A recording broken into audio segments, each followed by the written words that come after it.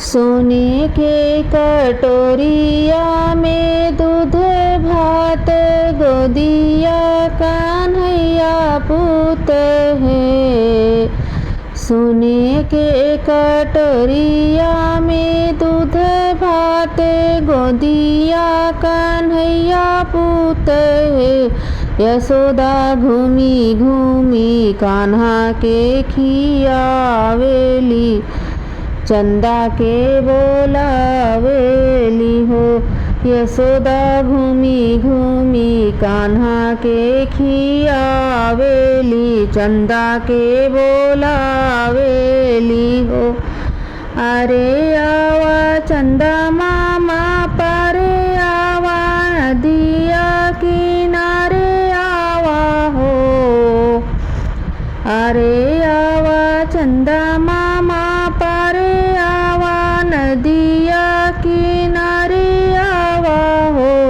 चंदा आवा न हमारे आंगनवा कन्हैया मोरा खेलिहाई हो।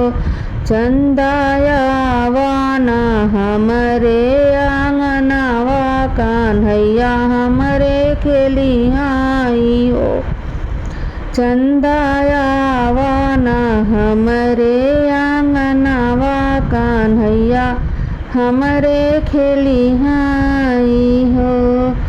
सोने के कटोरिया में दूध भात गोदिया कन्हैया पूत गोदिया कन्हैया पूत हो।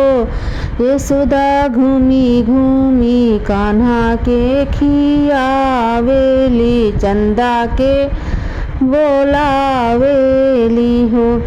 यशोदा घूमी घूमी कान्हा के खियावेली चंदा के बोलावेली हो। सोने के थारियावा मनाई देवे जलावा भराई देवो जलावा भराई देवो हो। सोने के थारियावा मंगाई देवे जलावा भराई देवे हो। चंदा आई न हमारे आंगनवा कन्हैया हमरे खेली न हो।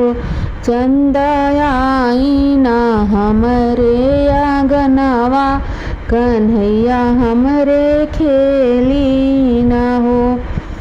सोने के कटोरिया में दूध भात आंगा गोदिया कन्हैया पूत है। सोने के कटोरिया में दूध भात गोदिया कन्हैया पूत है। यशोदा घूमी घूमी कान्हा के खियावेली चंदा के बोलावेली हो। यशोदा घूमी घूमी कान्हा के खियावेली चंदा के बोलावेली।